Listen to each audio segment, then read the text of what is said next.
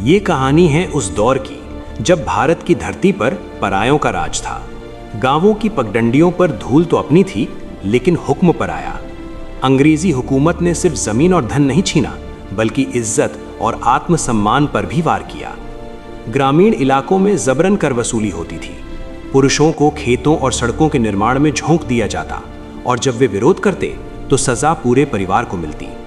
कई जगहों पर सैनिकों की टुकड़ियां गांवों में घुस आती, घरों की तलाशी के नाम पर दरवाजे तोड़े जाते और औरतों को डर और अपमान का सामना करना पड़ता। उनकी चीखें अक्सर दीवारों में कैद रह जाती। समाज उस समय इतना भयभीत था कि खुलकर विरोध करना मौत को दावत देने जैसा था। भारतीय स्त्रियां जो परिवार की रीढ़ थीं, उन्हें मानसिक यातनाएं दी जाती, कभी परिवार के सामने अपमानित कर तो कभी झूठे आरोपों में फंसाकर। लेकिन इस अंधेरे में भी साहस की चिंगारी जलती रही। कई महिलाएं चुप रहीं, क्योंकि परिवार की सुरक्षा उनके लिए सबसे बड़ा धर्म था। वे अपने दर्द को आंचल में छुपाकर बच्चों के लिए मुस्कान ओढ़ लेती।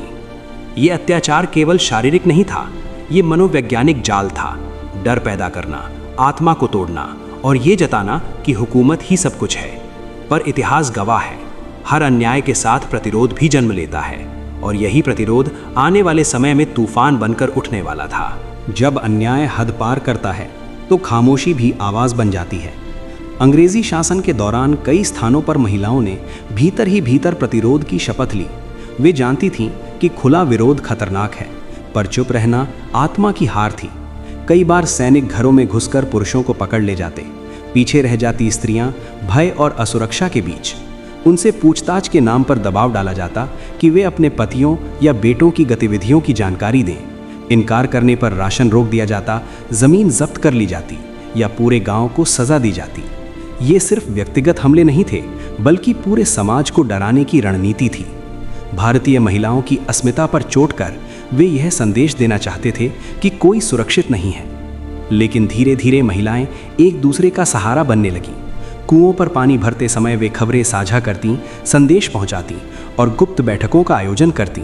कुछ ने क्रांतिकारियों को छुपाया, कुछ ने संदेश पहुंचाने का जोखिम उठाया। उनकी ताकत चुपचाप बढ़ रही थी। अंग्रेजी शासन यह समझ नहीं पा रहा था कि जिन महिलाओं को वे कमज़ोर समझते हैं, वही आज़ादी की लड़ाई की मौन सेनानी बन चुकी हैं। दर्द ने उन्हें तोड़ा नहीं, बल्कि गढ़ा। अपमान ने उन्हें झुकाया नहीं, बल्कि जगा दिया। और यही जागृति आने वाले विद्रोहों की नींव बनने लगी। इतिहास के पन्नों में भले ही उनके नाम कम दर्ज हों, पर उनके साहस की गूंज हर आंदोलन में सुनाई देती है। समय बदल रहा था। अन्याय की राख में प्रतिरोध की आग सुलग रही थी। अंग्रेजी शासन की कठोर नीतियां और महिलाओं के साथ हुआ व्यवहार अब छिपा नहीं रह पा रहा था। गांवों से शहरों तक असंतोष की लहर फैल चुकी थी। महिलाएं अब सिर्फ सहने वाली नहीं रहीं, उन्होंने सत्याग्रहों में भाग लेना शुरू किया, विदेशी सामान का बहिष्कार किया और सार्वजनिक रूप से विरोध दर्ज कराया। कई बार उन्हें गिरफ्तार किया गया, जेलों में डांगा गया, लेकिन उनका मनोबल नहीं टूटा।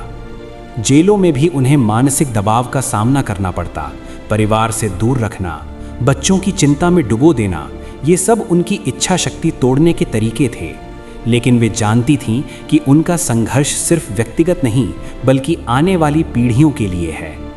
कुछ स्थानों पर जब सैनिकों ने गांवों में दमन बढ़ाया, तो महिलाओं ने सामूहिक रूप से विरोध किया।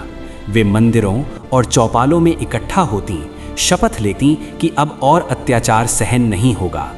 उनकी आवाज़ धीरे धीरे राष्ट्रीय आंदोलन का हिस्सा बन गई। ये स्पष्ट हो चुका था कि भारतीय नारी अब डर की प्रतीक नहीं, बल्कि साहस की मिसाल है। अत्याचारों ने उन्हें झुकाने की कोशिश की, पर उन्होंने उसी दर्द को शक्ति बना लिया, और यही शक्ति आज़ादी की आंधी को और तेज करने लगी। इतिहास गवाह है, जब स्त्री जागती है तो समाज की दिशा बदल जाती है। आखिरकार वो समय आया जब बरसों का संघर्ष रंग लाने लगा। अंग्रेजी शासन की पकड़ कमजोर पड़ रही थी। जिन महिलाओं को कभी डराने की कोशिश की गई थी, वही आज़ादी के आंदोलन की मजबूत कड़ी बन चुकी थी। उन्होंने अपने घावों को हथियार बनाया, अपमान को आत्मसम्मान में बदला। गांवों में शिक्षा का प्रचार शुरू हुआ, ताकि आने वाली पीढ़ियां अज्ञान और भय में न जिएं। अत्याचारों की कहानियां धीरे धीरे सामने आईं। समाज ने समझा कि आज़ादी की कीमत सिर्फ युद्ध भूमि में नहीं चुकाई गई, बल्कि घरों की चौखट पर भी दी गई। जब देश ने स्वतंत्रता की सांस ली तो ये केवल राजनीतिक जीत नहीं थी, ये उन अनगिनत महिलाओं की जीत थी जिन्होंने चुपचाप सब सहकर भी हार नहीं मानी। उनकी आंखों में आंसू थे, पर उन आंसुओं में गर्व भी था। उन्होंने अपने बच्चों को सिर उठाकर जीना सिखाया। आज जब हम स्वतंत्र हैं तो हमें याद रखना चाहिए कि इतिहास के हर पन्ने के पीछे कुछ अनसुनी आवाजें हैं। वे आवाजें जो दर्द में भी दृढ़ रहीं, जिन्होंने अपमान को प्रतिरोध में बदला और जिन्होंने ये साबित किया कि अन्याय कितना भी बड़ा क्यों ना हो, साहस उससे बड़ा होता है। ये कहानी केवल अतीत नहीं बल्कि चेतावनी है कि स्वतंत्रता की रक्षा के लिए जागरूकता और एकता हमेशा जरूरी है।